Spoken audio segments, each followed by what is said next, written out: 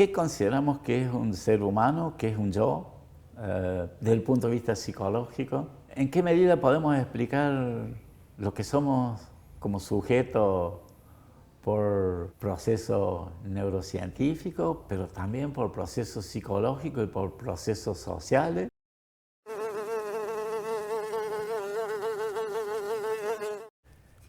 En aquel imperio, el arte de la cartografía logró tal perfección que el mapa de una sola provincia ocupaba toda una ciudad y el mapa del imperio toda una provincia. Con el tiempo, estos mapas desmesurados no satisfacieron y los colegios de cartógrafos levantaron un mapa del imperio, que tenía el tamaño del imperio y coincidía puntualmente con él. Menos adictas a los estudios de cartografía, las generaciones siguientes entendieron que ese dilatado mapa era inútil y no sin impiedad lo entregaron a las inclemencias del sol y los inviernos. En los desiertos del oeste perduran despedazadas ruinas del mapa, habitadas por animales y por mendigos. En todo el país no hay otra reliquia de las disciplinas geográficas. Este texto se llama Del rigor de la ciencia y es de Jorge Luis Borges. ¿Qué te dice el texto Aarón Sal? Que la ciencia no puede tener la misma dimensión ontológica que la realidad, digamos. No puede ser una copia exacta, tiene que ser algo, un modelo simplificado de la realidad, y que si uno quiere, que siempre va a haber cosas de la realidad que no van a quedar en el modelo, que se van a escapar, y que hay razones prácticas por las cuales el conocimiento científico tiene que ser manejable y la realidad no es manejable en todos sus aspectos. Y además que Borges es una persona muy irónica, digamos, con respecto al conocimiento, digamos. Arrancamos con este párrafo, bueno, porque vos te has movido en varias ciencias, casi que has tratado de buscar como un mapa de las ciencias y ya vamos a ir a eso. Pero también arrancamos por esto porque hay una anécdota con la que me gustaría comenzar a mí, que es que vos lo conociste a Sí, Borges. pero como todas las cosas que me pasaron en la vida, son cosas que me avergüenzan.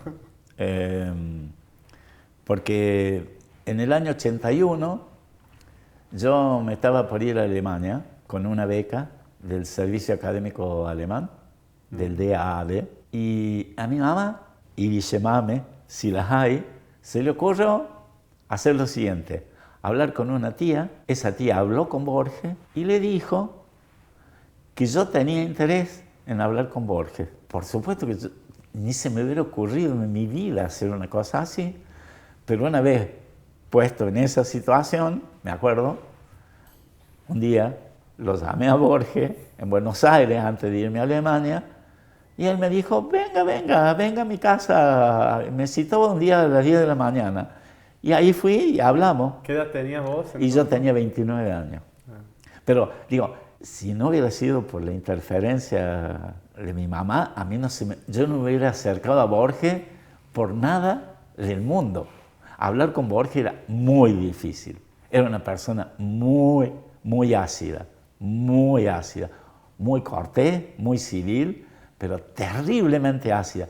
Y vos no sabías cuándo te estaba poniendo a prueba. ¿Y fuiste al departamento de él? Fui al departamento en la calle Maipú, sí. ¿Y estuviste reunido ahí en el departamento? Y estuvimos charlando un rato, sí. ¿Te acordás algo del contenido de esa conversación? Sí, él me preguntó de dónde era yo le dije que era de Córdoba, y entonces me preguntó por el doctor Blanc.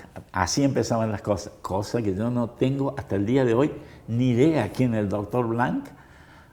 Nunca pude saber si me lo decía en serio o me estaba poniendo a prueba, porque él decía que el doctor Blanc, él conocía al doctor Blanc en Córdoba. Bueno, nunca supe eso.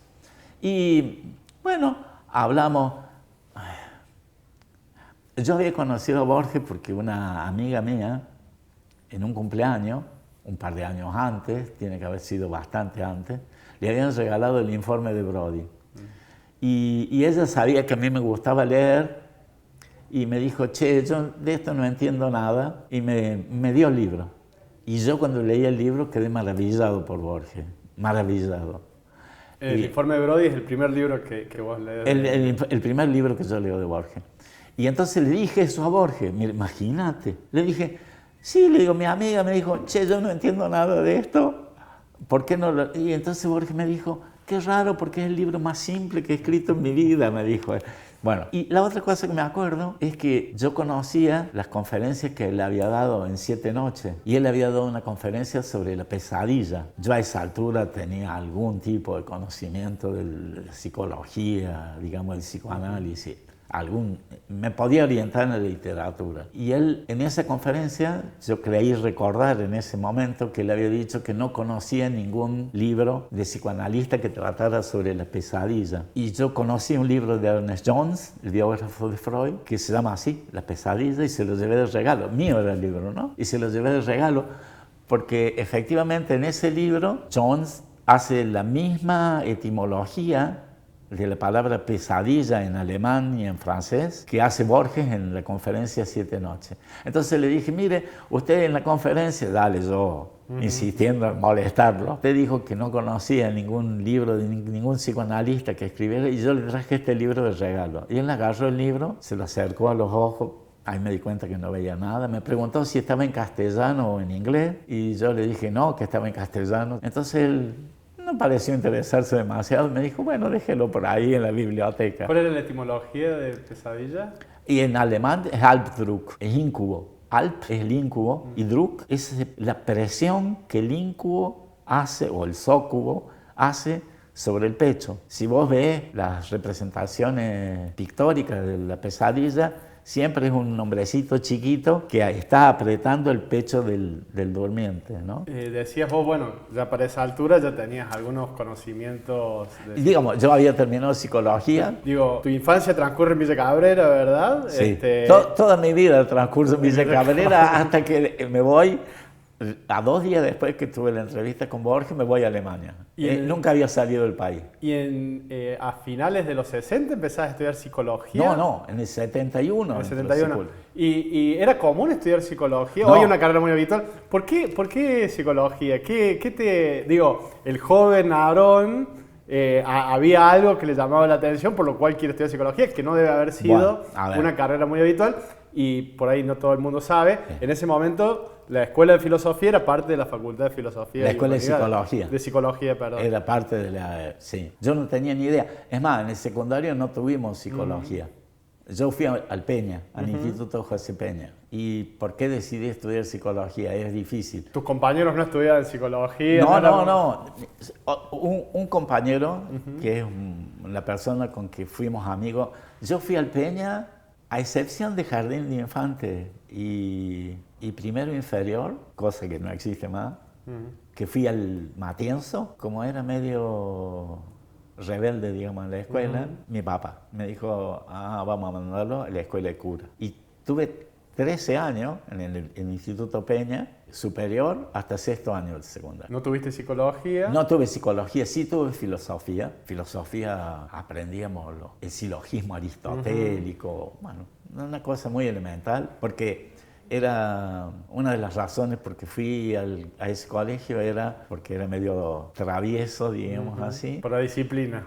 Por los curas, claro. Porque además tenía doble titulación, era bachiller y perito mercantil, y entonces iba a tener algún tipo de salida laboral. Pero yo era un judío en un colegio de curas durante 13 años. Yo me imagino que eso tiene que haber sido una influencia fuerte en mí para que me planteara ciertas cosas, me inclinaran por la psicología, ¿no? Uno tenía que ir a misa para que le dieran la libreta, y los domingos tenía que ir a misa. Y había en la escuela, yo era la única persona judía, la persona extraña, diríamos así, o distinta, o por lo menos yo me sentía distinto, imposible no comparar, no me sentía perteneciendo, diríamos así. Y había también un estudiante, eso ya fue en el secundario, que era protestante y que él no tomaba clases de religión. Yo nunca dije yo no quiero tomar clases de religión por motivos de pertenecer a una religión distinta, y siempre participé en todos los cursos, diríamos así, en el secundario. Y llegó la hora de estudiar. Y cuando llegó la hora de estudiar no sabía. Vinieron unos psicólogos en bienestar estudiantil que vinieron a dar unas charlas sobre las carreras que se dictaban en la universidad. Yo estaba en sexto año y entonces nos dijeron que había una serie de test que uno podía hacer, test vocacionales y test también de aptitudes. Y entonces fuimos al Colegio 25 de Mayo, ahí se hacían los test, fuimos varios compañeros, hicimos todos los test, la entrevista y todas esas cosas. Y yo me acuerdo que había una serie de preguntas donde decía, ¿usted qué prefiere? ¿Cuidar a un enfermo? ¿Plantar papa? ¿O armar un rompecabezas? Y a mí me parecía que lo más razonable era cuidar a un enfermo. Entonces, ante esas preguntas, evidentemente, no puedo evitar pensar que también yo tuve 13 años de educación católica, con todo lo que eso implica. Y cuando empezaste a... Entonces, ahí viene la cosa. Entonces un día, yo me acuerdo, fui a visitar a mi prima que estudiaba medicina, alquilaba un departamento junto con otra chica, y saqué un libro de la biblioteca de una de las compañeras, y en el libro se planteaba la pregunta, ¿qué es el yo? Yo dije, eso me interesa a mí.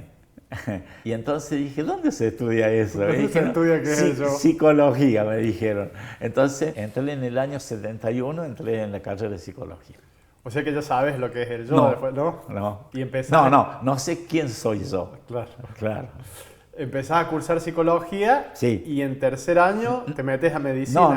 No. En primer año, hacemos primer año, nosotros teníamos las clases acá en el pabellón, en el Francia anexo. Cuando hago primer año, me doy cuenta de que si yo quiero entender lo que es la mente humana, no me iba a alcanzar con lo que estaba viendo ahí.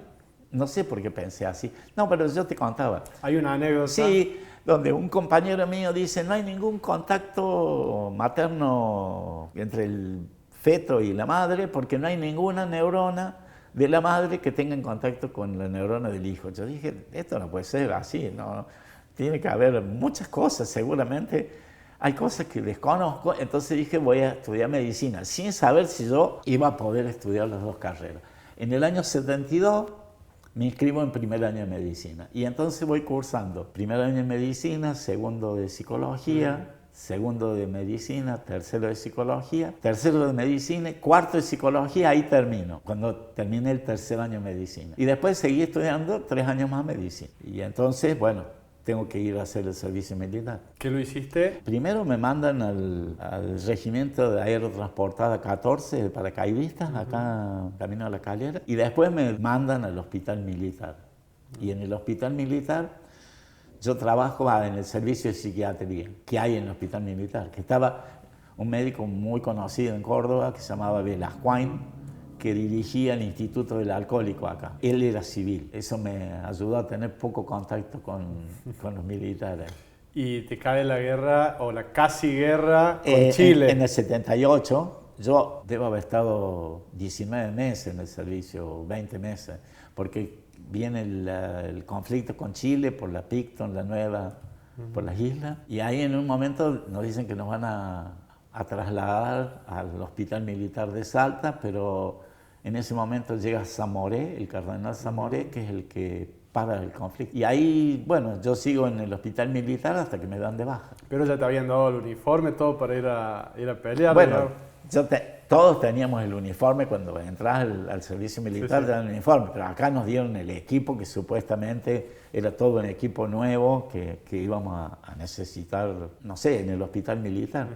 Y me decías que no estabas asustado. No, lo que no sabía era cómo iba a reaccionar yo en una situación de guerra, no, pero miedo no tenía.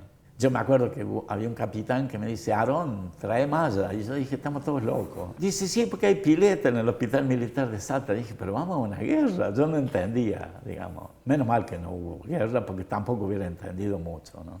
Bueno, salís entonces del servicio militar, ya habías hecho medicina, ya habías hecho psicología, ¿habías logrado en tu mapa mental esa complementariedad entre el cuerpo y la mente que buscabas cuando empezaste? No, porque de vuelta, las enseñanzas que uno recibe en medicina, aunque son muy buenas, tengo que decir que los profes que yo tuve fueron excelentes en todas las materias, a excepción quizás de la cátedra de psiquiatría, donde general, posiblemente por formación en psicología que yo tenía y por algún tipo de lectura. Acordate que yo había trabajado como ayudante en la cátedra de psicopatología y había trabajado como ayudante en la cátedra de histología en medicina, cátedra de la doctora Fabro, alguien de quien yo guardo un recuerdo muy lindo. Las enseñanzas que había en psiquiatría me parecieron insuficientes, malas, incompletas, pero en todas las otras especialidades no. Pero el problema es que efectivamente los médicos, la dimensión subjetiva, no, para darte un ejemplo, una vez en una materia que yo estaba rindiendo me preguntaron qué hacía yo en un accidente de Bodello, que es un accidente que tienen los parturientos. Y yo dije, yo la opero. Y entonces el médico me mira y me dice, ¿cómo yo la opero? No es yo, se opera. No es una decisión que usted puede tomar. No sé si me explico. Es decir, la dimensión subjetiva, tanto del médico como del paciente, hay un conjunto de reglas que uno debe seguir para restablecer la salud en la medida de lo posible de las personas que a uno lo consultan, pero la dimensión subjetiva no juega un rol demasiado importante. Hay determinadas cosas que uno tiene que hacer independientemente de lo que la persona experimente como bueno, como malo, etc. Protocolos, digamos. Sí, sí, claro, bueno, reglas, digamos. El tratamiento es un conjunto de reglas, por supuesto, van cambiando de acuerdo a las épocas, pero uno las tiene que efectivamente, digamos, hay una dimensión práctica y una responsabilidad ética que uno no puede decir, no, no, yo no lo voy a hacer. ¿Y a vos te interesaba esa dimensión subjetiva? ¿Te Pero parecía? justamente yo venía de la psicología, a mí me interesaba entender qué parte de la función del organismo humano tenía vinculación con las cosas que uno pudiera llamar proceso psíquico, mente, alma, como vos quieras llamarlo. Esa era la inquietud. Claro. Vos, ahí termina, salís del servicio, es la época más o menos donde lo conocés, donde hablamos esto de Borges, Eh, Eso yo, sí, efectivamente. y te vas a No, Alemania. con Borges, yo termino el servicio en el 79, ahí termino medicina. El título me lo dan después, digamos, el año siguiente. Pero ahí, ¿cuáles eran las alternativas? Las alternativas eran hacer una especialidad en psiquiatría acá, pero en ese momento, con un amigo, encontramos que había becas para estudiar Alemania, de vuelta un colegio de curas durante 16 años y un judío yendo a pedir una beca a Alemania en el año 80, digamos, ¿no? Cosas raras. Mi mamá lloraba en los rincones, te podés imaginar. Yo había estudiado inglés en la cultura británica, pero nunca había estudiado alemán. Tenía que estudiar alemán, entonces entro en el Goethe, estudiamos alemán, y entonces postulo para una beca junto con este amigo, Ujú. que tuvimos digamos, un recorrido muy particular y muy igual. Los dos fuimos al Peña desde primero superior hasta el final. Los dos estudiamos psicología, fuimos compañeros. Los dos nos inscribimos en medicina sin decirnos nada de que nos habíamos inscrito en medicina. Los dos cursamos la carrera de medicina. Él llegó a ser profesor titular de psiquiatría acá en la Facultad de Ciencias Médicas. Carlos Cornaglia se llama, ¿no? ¿Seguís en contacto con él? Sí, sí, claro. Y el asunto es que él primero y yo al año siguiente nos postulamos para becas a Alemania y entonces, en vez de hacer una residencia en psiquiatría, porque no me convencía el tipo de instrucción, en ese momento nosotros teníamos la intención de estudiar el Jasper. Habíamos encontrado un profesor que nos había introducido en la psicopatología general de Jasper. También, como todas las cosas que yo te digo, fueron circunstancias sabrosas, diríamos así, ¿no? Él enseñaba psicoanálisis. Hoy se cumplen 2 años de la muerte. El profesor se llamaba Teodoro Elías Isaac. Y él, Estaba en Alemania. no, acá, mientras Ah, estudiaba. Ahí, ¿por qué vamos a Alemania? ¿Por qué a Alemania? ujú. Por Jaspers. ¿Y de dónde sacamos Jaspers? Bueno, cuando cursamos psicoanálisis, Teodoro Elías Isaac nos daba clase los sábados de la mañana. Y venía con un librito en el pabellón de España.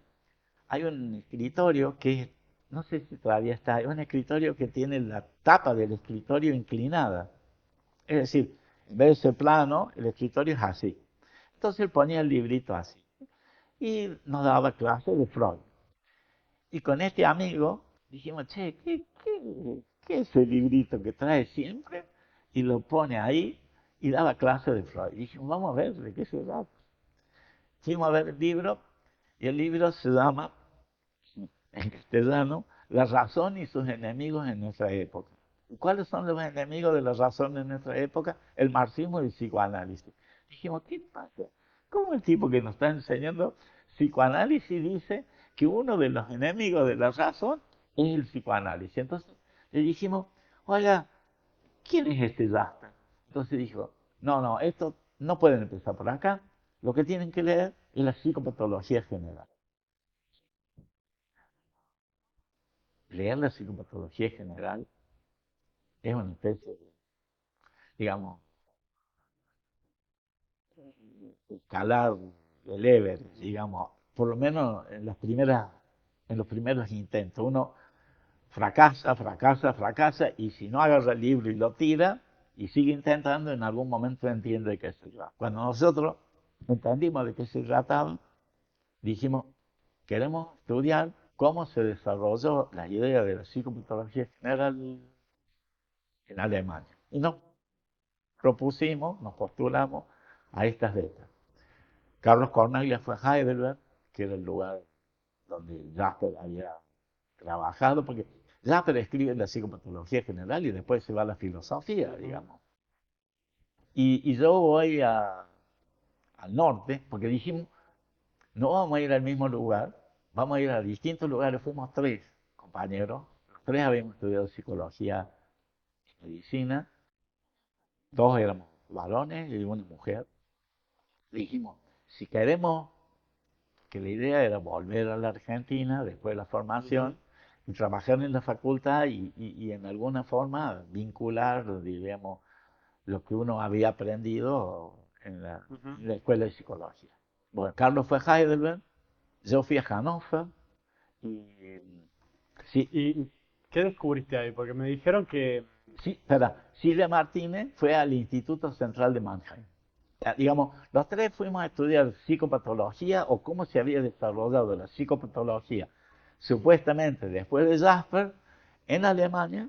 Claro, Jasper escribió la primera edición de la psicopatología general en 1913, la última en el 45, la última edición. Y luego él se va a la filosofía, diríamos, ¿no? Pero nosotros no teníamos ni idea de cómo habían seguido esas ideas en Alemania y cuál había sido la repercusión. Eh, y entonces fuimos ahí, claro, pero uno se hace una idea muy distinta de lo que después uno encuentra en el lugar. Lo que quiero decir es, Jasper había sufrido por los que continuaron las ideas en psiquiatría, muchas críticas, revisiones.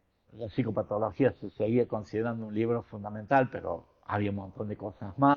Yo te preguntaba, porque muchas personas me decían que para vos fue un viaje transformador ese Alemania, ¿no? Que te permitió descubrir todo más allá de este tema puntual, tu mundo intelectual, de debates, de discusiones. ¿Qué te dio, qué te dio Alemania ahí como Bueno, una estancia? a ver, ¿Qué...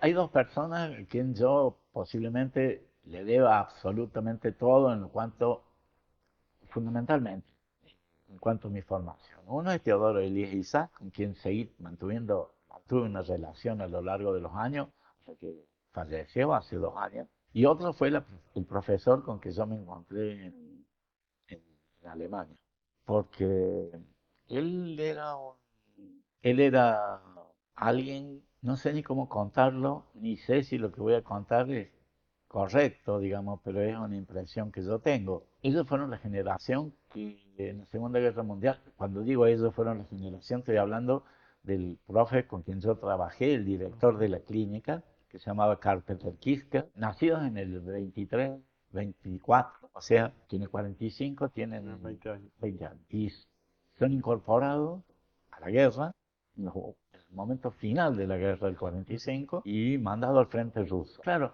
yo ahora tengo, gracias a Carlos Longini, yo he podido leer algunas cosas de Kosellev. Cuando uno lee las experiencias en ese momento adolescentes o jóvenes, habían tenido en el frente ruso. Hofer había caído en manos del ruso como prisionero y una vez me dijo, relató así la historia, si yo les recuerdo bien, ustedes nos destruyeron las ciudades, ahora lo van a construir. Y se lo llevaron a un campo de trabajo durante 5 años. Lo dejaron libre porque tenía edema de hambre.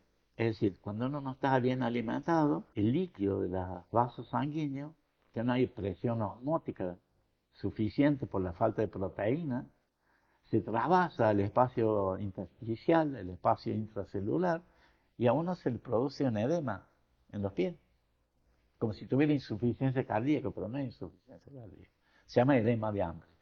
Cuando vieron que tenía eso, dijeron, ruso, dijeron, déjenlo, pues se va a morir. Se volvió del campo en alguna estepa rusa a Alemania, estudió medicina. Y cuando uno entiende la experiencia que esta gente tuvo, y cuando uno entiende que fueron la generación siguiente después de la guerra, como Koselleck, porque son de la misma edad, entiende qué fue lo que experimentaron en la guerra, en los campos prisioneros que sufrieron los alemanes y lo que experimentaron cuando volvieron.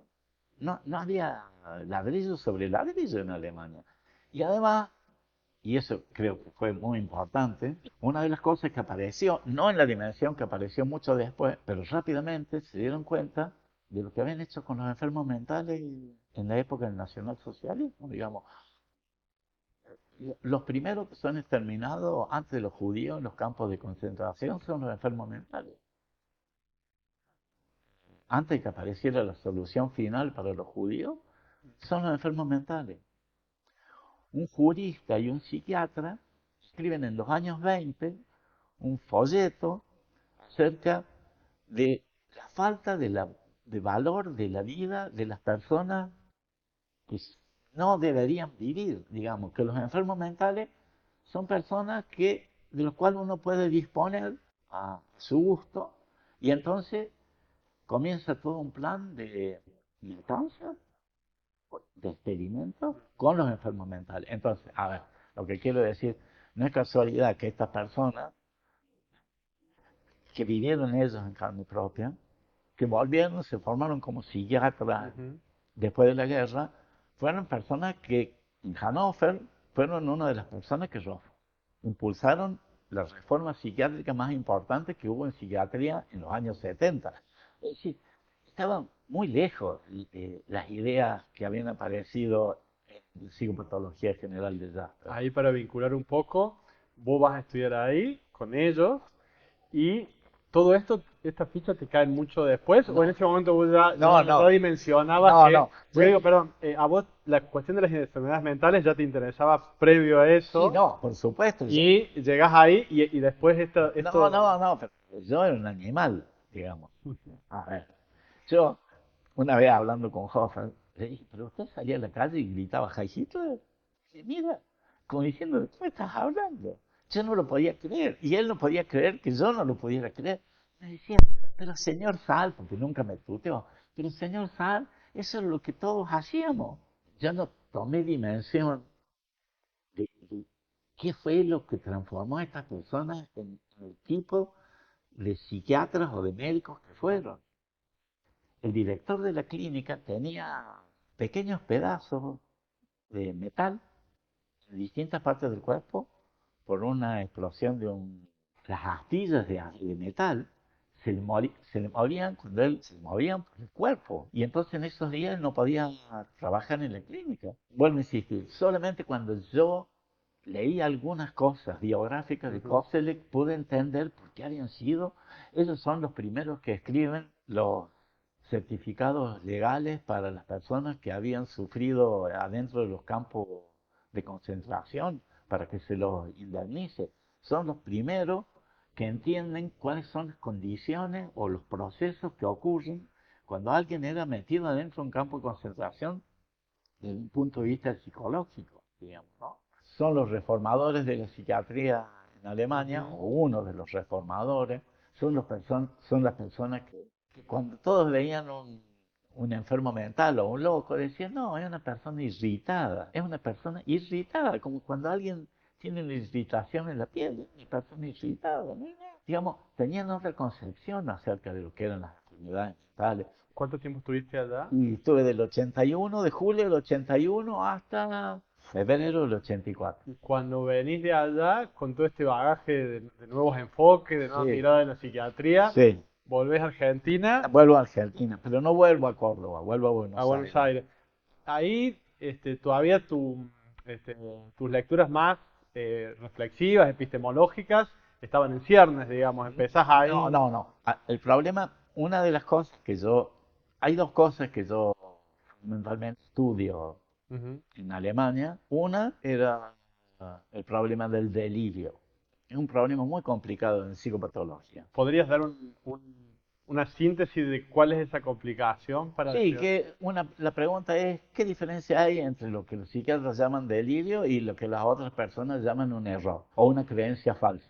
¿Por qué digo que si alguien dice que le han puesto un chip en la cabeza y lo están controlando los marcianos o los venusinos, digo que ese es un delirante, y si alguien, no sé, dice que existe vida después de la muerte o un ser superior, eso no es un delirio. Bueno, ese tipo de discusión, digamos. Ujú. La discusión acerca del delirio, efectivamente, es una de las cosas que lleva a una discusión acerca de qué es una creencia, qué es Ujú. una creencia verdadera, qué es una creencia justificada. La pregunta es, ¿los delirantes corrigen las creencias supuestamente de acuerdo a los textos de psiquiatría? No, pero de acuerdo a la experiencia clínica, sí. Entonces, uno empieza a ver que los límites nítidos entre normal y anormal no son. El delirio era uno de los problemas y el otro, me dijiste. El Hofer era uno de los dos o tres personas en Alemania que daba los certificados forenses para personas transexuales. Querían introducirse en un proceso de transformación de género, diríamos Ujú. nosotros. Y entonces, en el año 81 hasta el año 83, yo tuve la oportunidad de tener experiencia, diríamos así, de entrevistar a estos pacientes. El problema de la identidad hace que vos no puedas tomar medidas quirúrgicas que cambien la identidad de la persona. Entonces, las personas que querían una operación por el sufrimiento que tenían, lo que hacían era irse a Casablanca. Entonces se operaban, se transformaban corporalmente, pero quedaban con un pasaporte del género distinto al que ellos asumían. Esto producía un conjunto de dificultades, ¿no?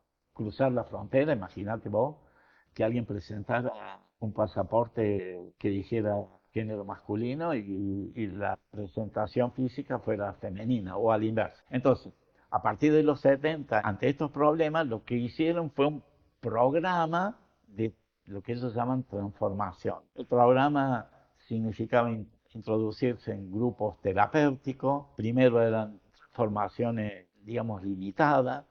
Luego eran transformaciones quirúrgicas más importantes. Y luego lo último que quedaba era el cambio del pasaporte.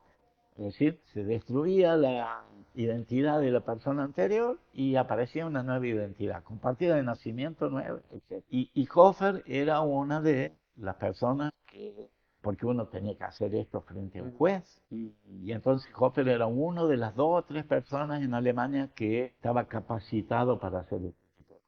Y entonces uno se encuentra con la pregunta es, si alguien dice que yo soy Napoleón, uno dice eso es un delirio. Pero si alguien dice que yo nunca me he sentido varón y yo desde chico he tenido la experiencia de que el cuerpo que tengo no coincide con mi alma y que en el fondo yo soy una mujer, y esto a mí me produce una angustia y una desazón, un desasosiego tan grande que yo quiero evitar eso y quiero cambiar eso. Y dice, eso no es un delirio, ¿no? Es muy. Y vos relacionás esa, digamos, concepción que para la época era de vanguardia, me imagino, ¿no? En relación al género, con las experiencias que habían tenido, con esto que me contabas de la guerra, o no haces un vínculo ahí. No, no, no, yo Digo, hay algo de una sensibilidad a las sí, tragedias humanas sí, porque que colabora, digamos. Hofer me contaba que cuando estaban en el campo de concentración,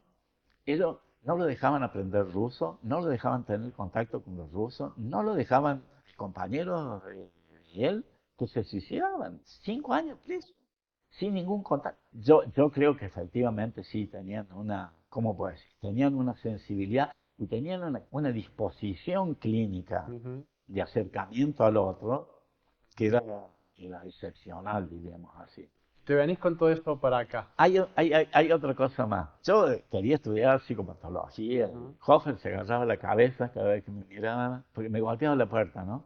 Me decía, señor Sal, yo no iba a hablar con él porque me daba vergüenza. Yo decía, no lo quiero molestar. Y él me decía, ¿tendrá tiempo usted para hablar conmigo? Y entonces me dejaba libros. Yo tenía una oficina en la clínica psiquiátrica. Me dejaba libros arriba de la mesa. Y me decía, esto, señor Sal, tiene que verlo. Entonces me dejó Lenguaje y Silencio de George Steiner, me dejó La muerte de Virgilio de Hermann Brock, me dejó el libro de Karl Kraus. Yo decía, ¿qué es esto?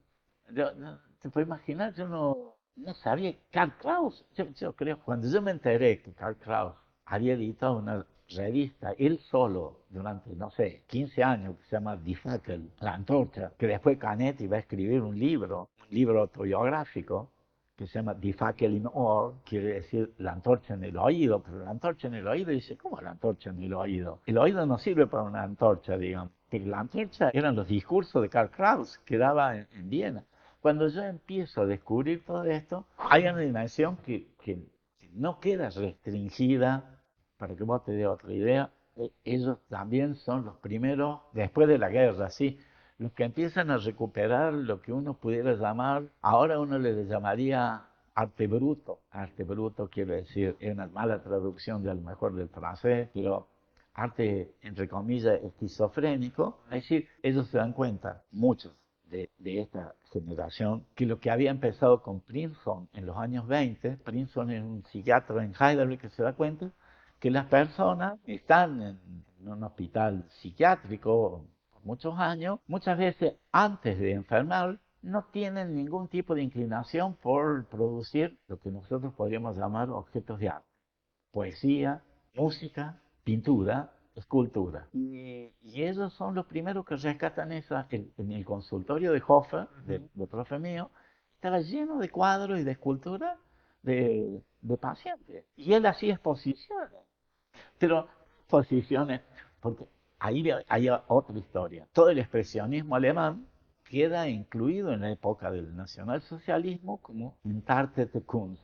Eso quiere decir arte degenerado. Y entonces dicen, estas son las obras de personas que están mal de la cabeza, pero ya no estoy hablando de enfermos psiquiátricos, estoy hablando del expresionismo alemán. Ellos rescatan todo eso y ahí es otra de las cosas, es decir, ¿qué es la productividad que aparece en una persona que nunca pintó anteriormente y que después de enfermar, porque nosotros llamaríamos tener una crisis, una internación, empieza a escribir poesía, escribe música o hace esculturas o pinta? Como que algo se despierta. Bueno, ahí es eso. Bueno, el problema es lo siguiente, y esa es una discusión que siempre teníamos con Hoff, una discusión, quiero decir, una conversación, ¿no? La locura es ausencia de obra, como decía Foucault. Hay un texto de Foucault que dice eso. La locura, ausencia de obra.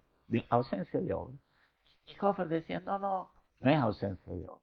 Y es como si uno dijera, la locura no es negatividad, también la aparición de una positividad que uno no tiene ningún tipo de explicación de dónde surge.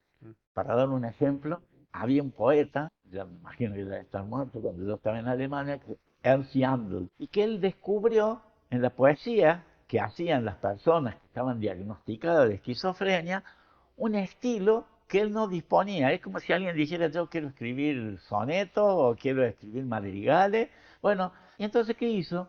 Se internó, el poeta, se internó y dejó que estas personas lo instruyeran en cómo escribir esas cosas que ellos escribían, de aprender el formato. Un taller de poesía. Pero manejado por, por, por estas personas, digamos, entre comillas, locos. Y luego cuando salió de ahí, escribió todo un libro al estilo, llamémoslo así, es como si uno dijera escribió un libro de soneto, de haiku. Bueno, formalmente, ¿cómo eran estas poesías? Te quiero volver a traer cuando volvés. No, bueno, me cuesta porque yo vivo de eso. Sí, sí. Digamos, lo que siguió después de eso fue nada más que una especie de desarrollo de eso. Bien. Ahí es tu núcleo formativo, digamos, esa experiencia en No, Alemania. no, bueno, con Elías, Isaac acá Antes. y con Hofer en Alemania, sí, claro. Pero cuando venís, te metes un curso de epistemología, Bueno, ¿verdad? el problema es que, de vuelta, ¿por qué uno dice de que A, cuando hace ciertas afirmaciones, es un loco, y B, ¿no? Que es una persona inteligente Ujú. o que es conocimiento? Ese es tu problema filosófico con este tema, tu problema epistemológico, ¿no? Pero el problema que está vinculado con, diríamos así, epistemológicamente, no como, no epistemología en el sentido de Sí, sí, filosofía de de la la ciencia, sino de teoría del de conocimiento. teoría económica. Sí, una de las cosas que yo voy descubriendo en Alemania, pero eso es otra cosa. Yo descubro Wittgenstein, yo descubro Karnak antes de irme. Había un profesor en la Facultad de Psicología que todo el mundo odiaba, diríamos así, porque lo consideraba de derecha. A mí las ideas de derecha e izquierda, después de la experiencia que yo tuve en Alemania, es decir, considerar a todos los alemanes como nazis y Ujú. todos los que pelearon en contra de los alemanes, digamos, buena gente, no me convence mucho más. Un profesor se llamaba Franco Murat, un personaje, ¿no? Yo siempre lo odiaba porque él había sido voluntario de la Segunda Guerra Mundial por los italianos. Yo le decía, pero ¿a quién se le ocurre?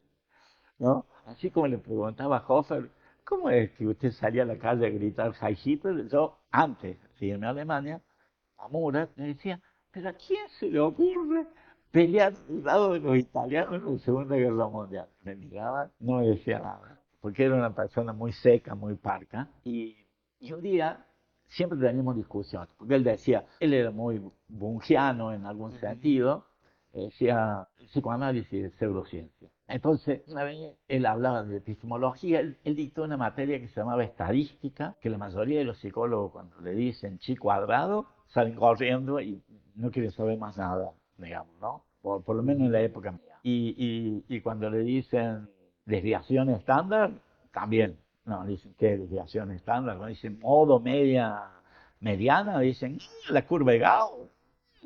No, cosas raras, los números no sirven para los psicólogos. Bueno, Son cualitativos, sí, digamos. sí.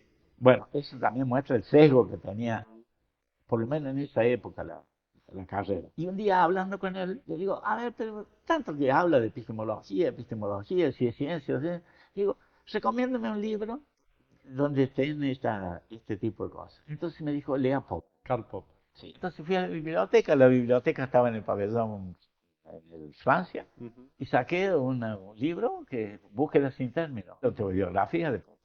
Cuando yo leí eso, yo dije, no, ¿quiénes son estos cosas? Dije, no, ¿cómo puede ser que nunca nadie en psicología, si yo no le hubiera preguntado, nadie hubiera, y hasta el día de hoy en psicología, yo no sé si hay mucha gente que lee, pero lo que quiero decir, cuando yo me fui a Alemania, había leído la autobiografía de Popper, La búsqueda sin término, y todas estas discusiones, porque también estaba la discusión acerca de la ciencia, la pseudociencia, la diferencia que había. Popper claramente dice, yo quería distinguir cuál era la diferencia, no sé si tienes razón, pero a mí me sedujo cuál era la diferencia que había entre la teoría de la relatividad de Einstein y la teoría de Freud.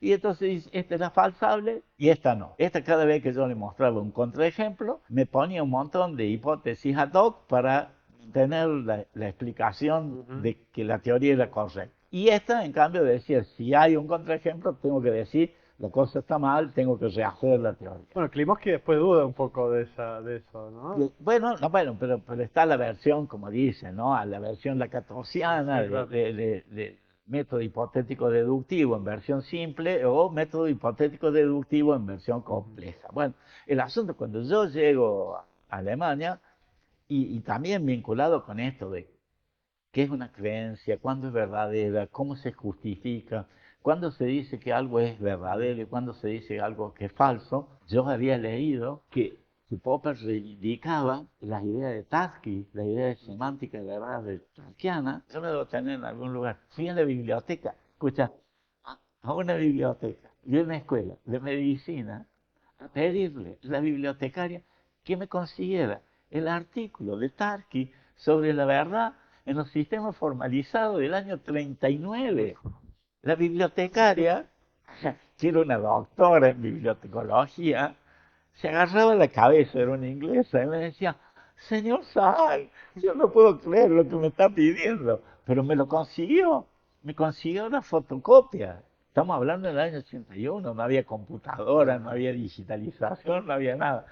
Apenas había fotocopiadoras. Bueno, sí, claro. No, bueno, Hofer me dijo, oiga, yo tengo un fondo, ¿para qué me habrá dicho eso? Un fondo disponible para que usted pueda ir a la biblioteca y hacer fotocopias, porque no había máquinas fotocopiadoras donde uno podía llevar una revista y decir, fotocópieme el artículo.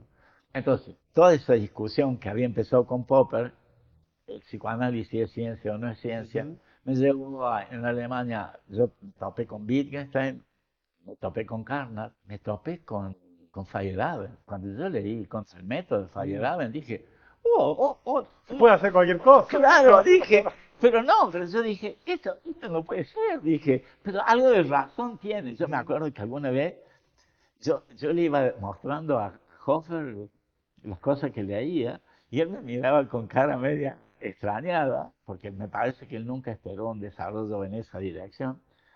Y me acuerdo que me decía, con Feyerabend hay que tener cuidado, me decía, no, es muy seductor, pero hay que tener Claro. cuidado.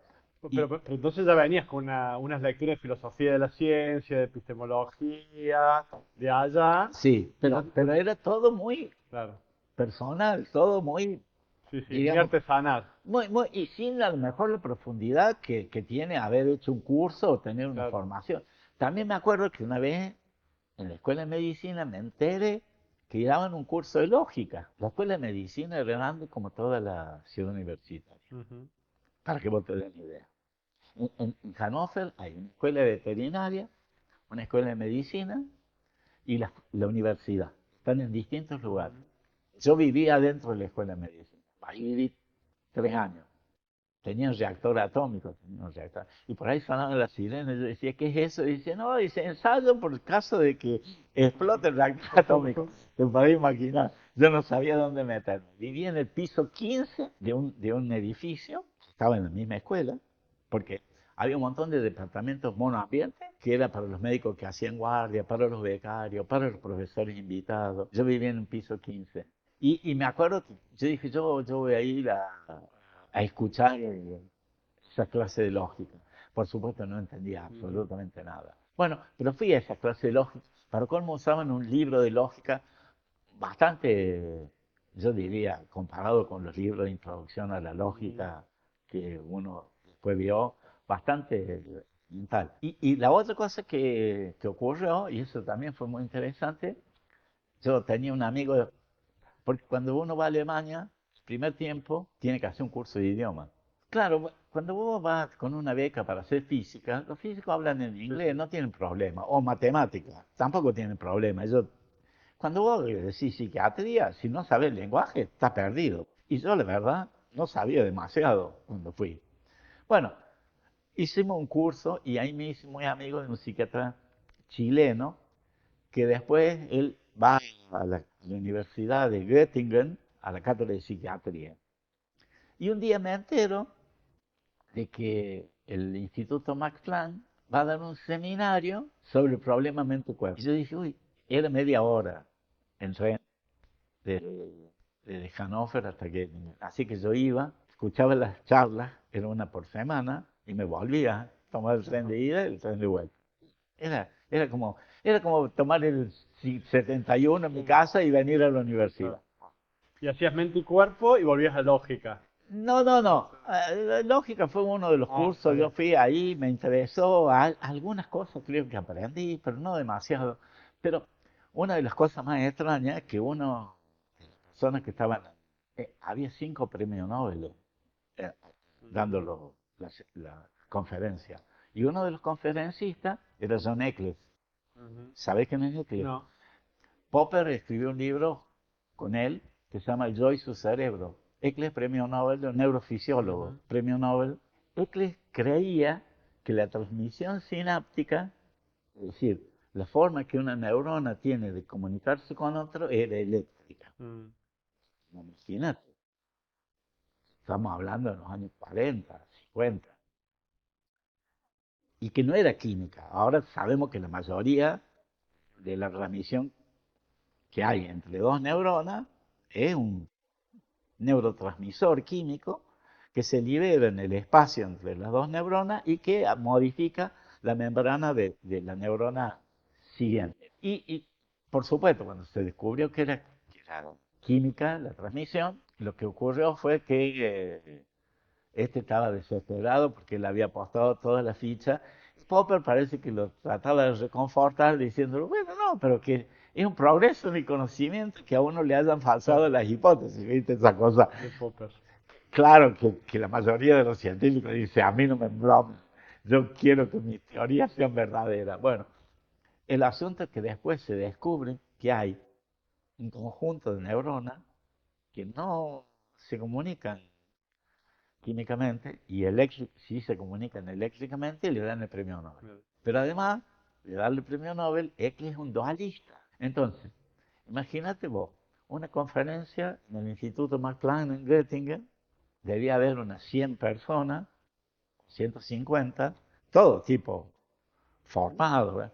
Y Eccles en un momento dice, y en esta parte del cerebro, en una área premotora, acá interactúa el alma, no es la glándula pineal de Descartes, acá interactúa el alma para controlar los movimientos del cuerpo. Mira, yo nunca había visto una cosa así. Creo que todos los que estaban ahí se cayeron de los asientos, ¿no? Se sintió una especie de así eran las charlas que había. Aaron, te quiero preguntar de cómo llegas al curso de epistemología con Klimovsky, que lo mencionábamos recién, y ese también es un poco después tu lazo para conectarte con la gente Con de de acá, Córdoba. de la Escuela de Filosofía de Córdoba. Sí, más que la escuela, con el grupo Con el grupo de lógica y eso. epistemología.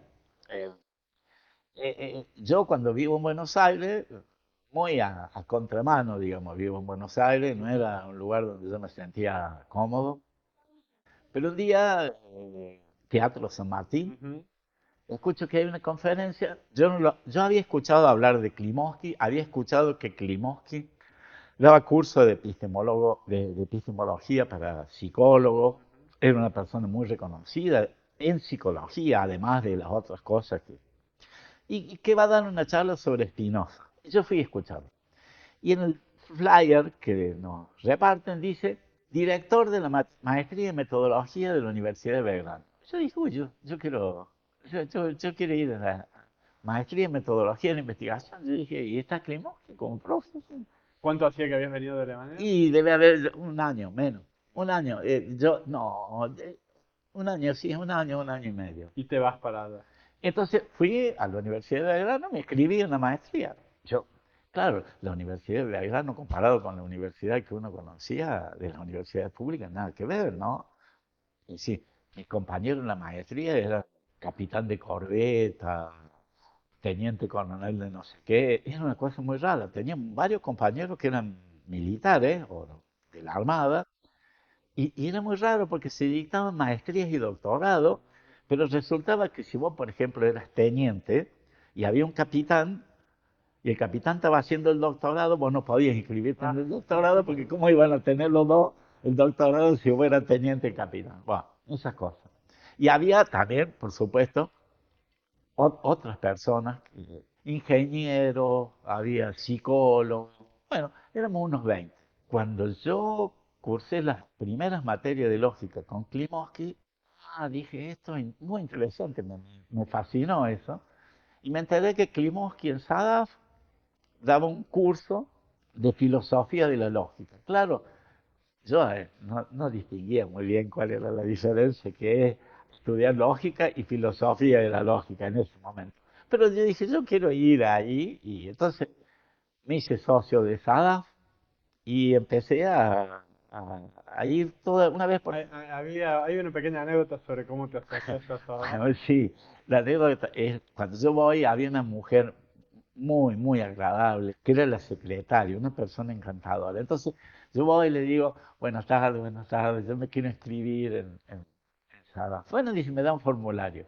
Entonces lo lleno. Pero SADAF, digo, no todos pueden saber, es la Sociedad Sociedad Argentina de Análisis Filosófico. Sí. Una entidad muy importante. Muy importante porque estaban, por un lado estaban los filósofos, digamos así, como Klimovsky, como Moro Simpson. Ujú. Yo no sabía quién era Moro Simpson, nos sentábamos al lado en algún seminario, ¿no? Un día vino con la idea de que había formalizado, volverán las oscuras golondrinas, ¿no? Porque Moro Simpson, También es poeta. sí, sí, claro, y entonces escucharlo hablar era para destornillarse de la risa, porque yo nunca vi una persona más inteligente y menos apergaminada que Moro Simpson. Bueno, Te vas a inscribir a SADAF. allá entonces me da un formulario, y llena un formulario y dice, sí, pero acá le falta quién es el socio que lo recomienda. Yo estaba hacía un año en Buenos Aires, no conocía a nadie. Y le digo, le digo, no conozco a nadie. Dice, ¿esto por qué? Entonces le expliqué que había ido a la maestría en metodología. Ah, dice, ponga Gregorio Klimovsky. Yo cuando escribí Gregorio Klimovsky que me recomienda, yo dije, si se llega a enterar me va a matar.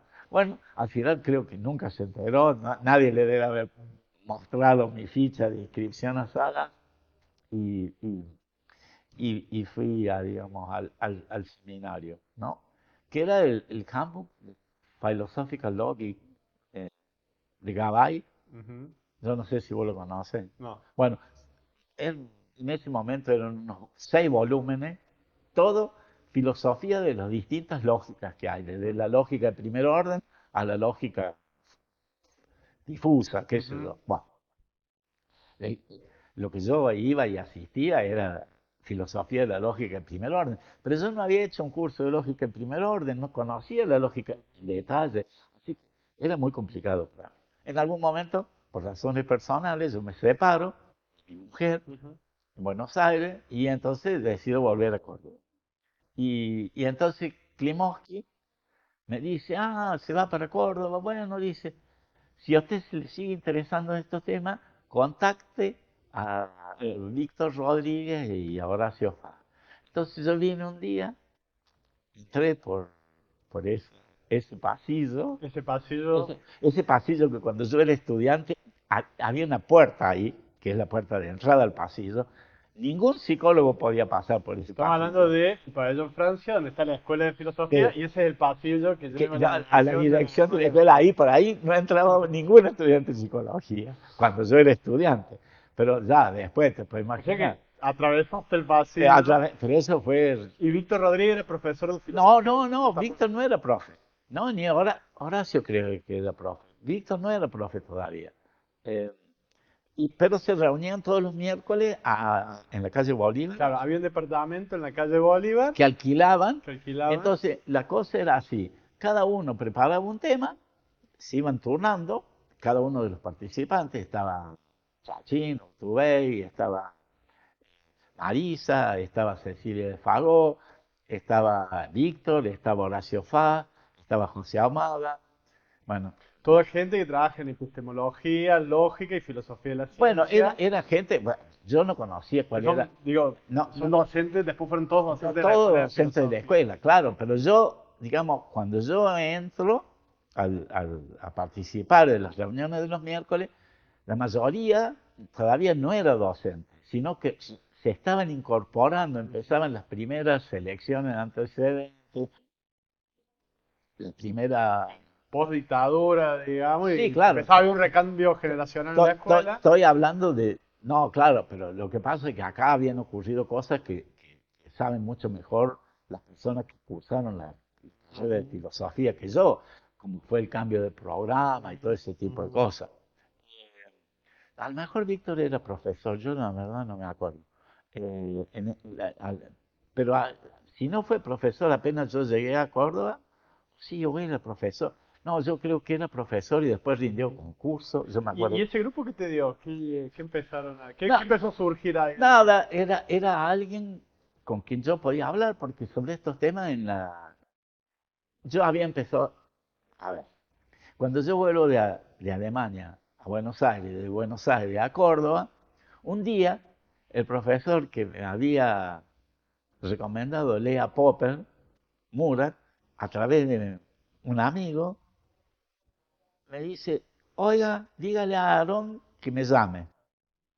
Entonces, yo lo llamo y me dice, oiga, ¿no me quiere ayudar en la cátedra de epistemología? En ese momento se había cambiado la materia de introducción a la filosofía, que era la que yo había hecho cuando había estudiado psicología, por epistemología de la psicología. Y él era uno de los titulares, porque había como 3 o 4 cátedras en ese momento, era un lío bárbaro. Estaba Ardiles, creo, que era un profesor de filosofía, estaba él, estaba, bueno, había 3 o 4 cátedras distintas, con distintos sesgos, diríamos así, ideológicos, y él me dijo, ¿usted no me quiere ayudar? Yo le dije, yo no estudié esta cosa en Alemania, pero dice, no importa, venga, ayúdeme. Y entonces empecé digamos, con un cargo de jefe de trabajo práctico eh, en la cátedra de epistemología. Cátedra donde después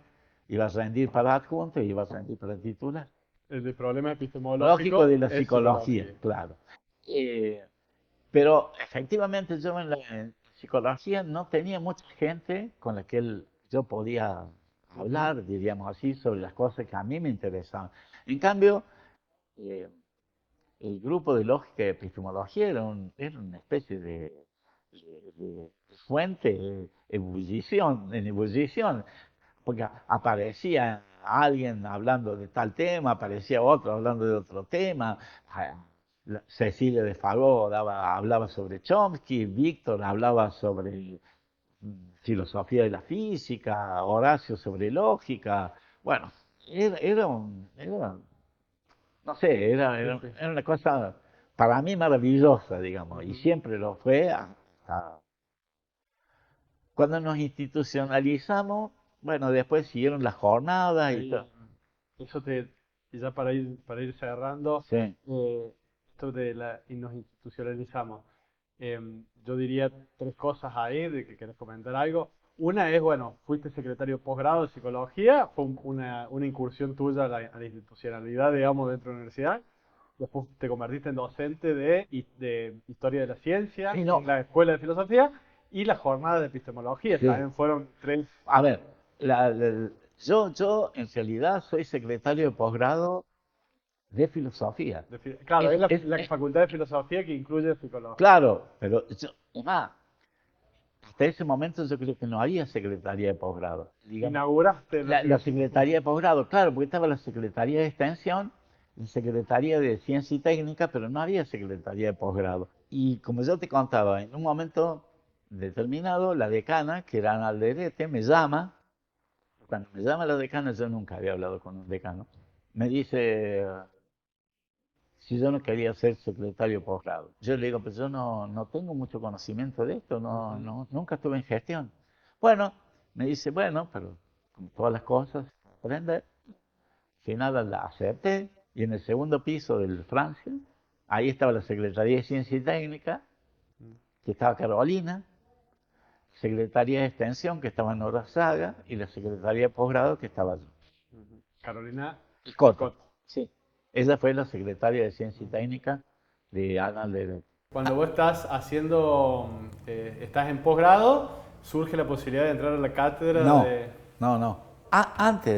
Yo entro en la cátedra de de Historia de la Ciencia. Ciencia en filosofía antes. Y de vuelta, una cosa, ¿cómo podemos decir? Inopinada de mi parte. Un día, una profe de la escuela, Luli Orenstein, que daba filosofía de la ciencia, aunque no era parte del grupo de lógica y epistemología, por lo menos no iba a las reuniones, me dice, Aarón, ¿por qué no se inscribe llena un formulario para la posibilidad de cuando haya cargo, porque iba a empezar a haber cargo, a lo mejor necesitamos gente, algo así me dice. Y yo me quedé pensando. Entonces, y ahí viene la otra circunstancia. Entonces, me dan un formulario, yo vengo a la secretaría acá, me dan un formulario Y yo lo lleno, pongo mis datos, agrego un currículum y me dice, ¿a qué cargo aspira? Entonces digo, ¿qué cargo puedo aspirar? Jefe de trabajo práctico, qué sé yo. Dice, ¿en qué cátedra? Dije, no, esta gente es gente letrada, dije yo, gente responsable. Van a ver el currículum y de acuerdo al currículum van a decidir en qué espacio? ¿En qué lugar podría yo aspirar a un cargo de jefe de trabajos prácticos? Eso debe haber sido la 91 o 92. Y entonces un día me entero que como no había puesto en qué cátedra, quedé inscrito en todas las selecciones antecedentes. Yo dije, pues son un irresponsable. ¿Cómo puede ser? Entonces un día viene el Horacio Fama y dice, te hemos seleccionado para Historia de la Ciencia. Yo dije, ¿qué? ¿Historia de la ciencia? Yo no sé nada de eso. Dice, no, Aaron, no te hagas problema. Dice, vas a estar con Víctor Rodríguez. Dije, pero yo, Historia de la ciencia es una cosa, es una disciplina en sí misma, digamos. No. Bueno, el asunto es que yo le dije, Horacio, me acuerdo que una vez fuimos caminando hasta Francia, a Francia, y le digo, no puedo aceptar un cargo así, le digo. Dice, tenés que aceptarlo, Aarón, está bien, te hemos elegido, qué sé yo, qué sé cuánto. Bueno, lo acepté.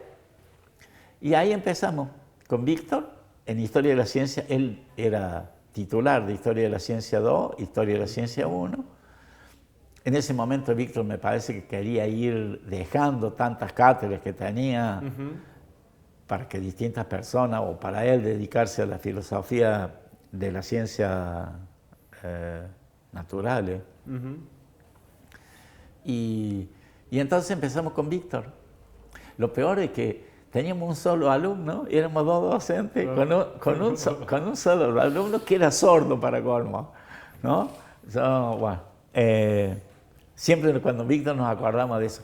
Y ahí empecé a, digamos... ¿Y estuviste en Historia de la Ciencia hasta que te jubilaste? Y estuve, claro, en Historia de la Ciencia, rendí concurso. Y te convertiste en profesor titular.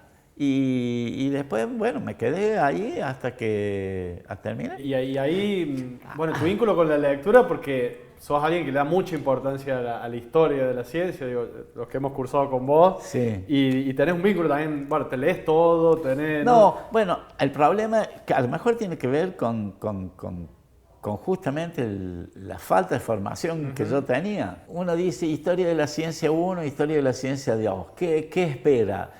Los buenos historiadores dicen, bueno, si usted no tiene mucho conocimiento de matemáticas, digamos así, si usted a lo máximo que llegó a entender el cálculo infinitesimal, bueno, los cursos de Historia de la Ciencia 1 no pueden ir más allá de la revolución científica. De la revolución científica, no la revolución en ciencia, la del siglo XVII.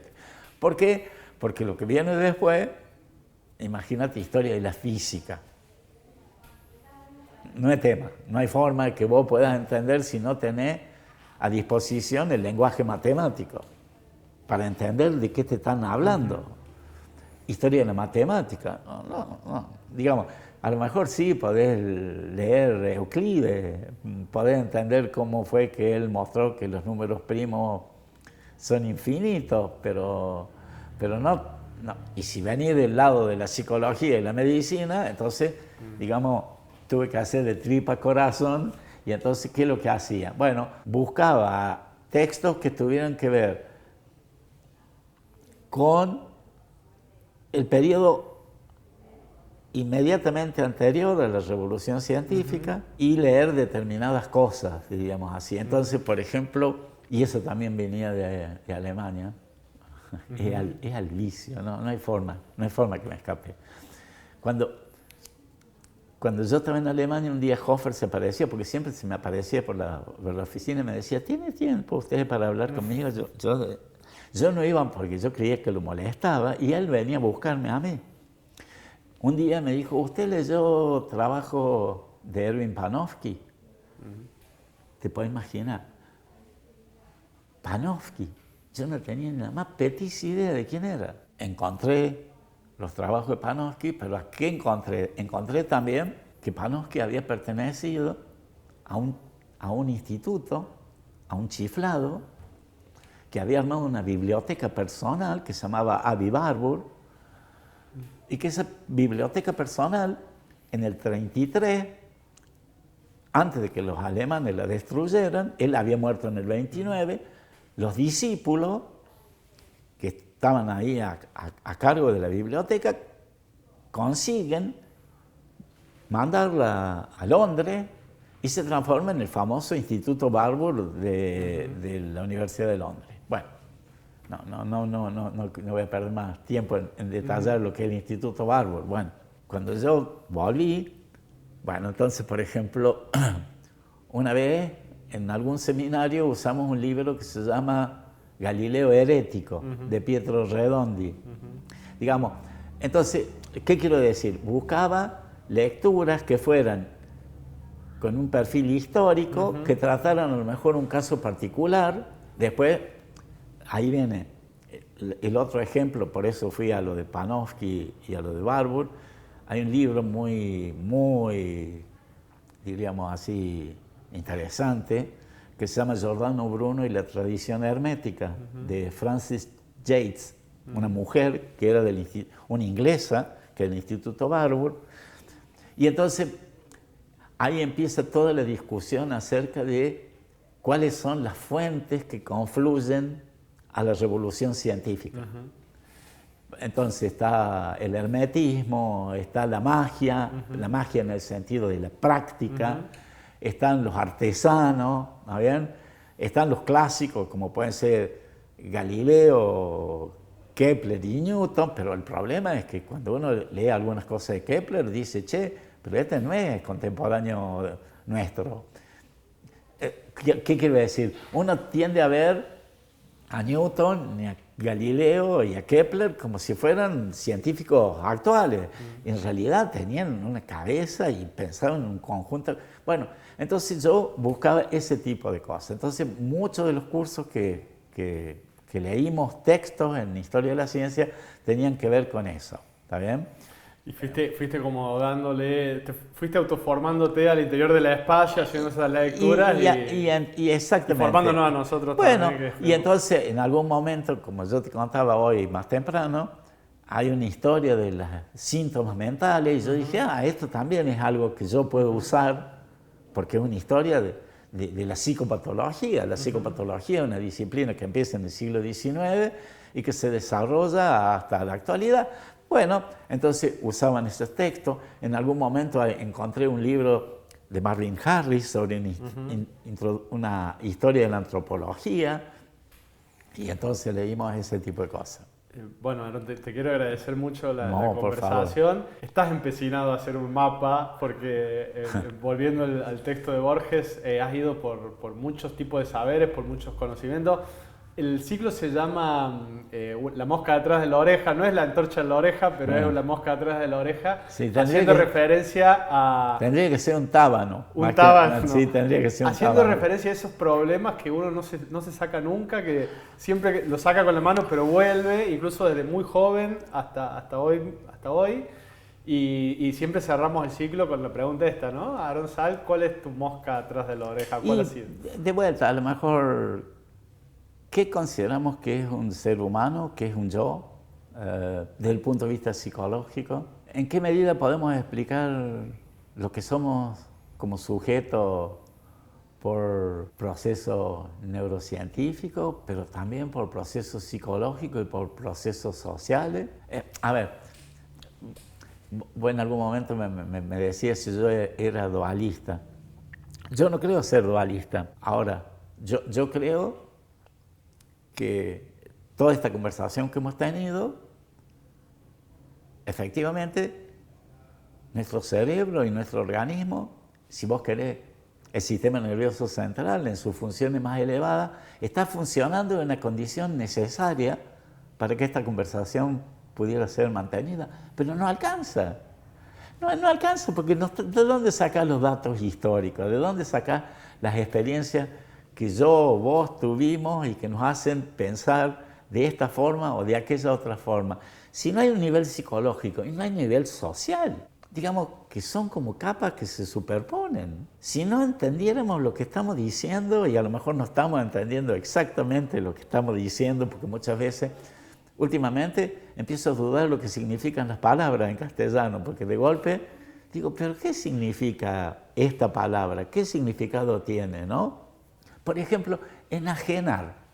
Alguien dice, enajenar es vender, pero enajenado es estar perdido, ¿no? Es decir, lo que quiero decir es, hay una dimensión histórica, social, cultural.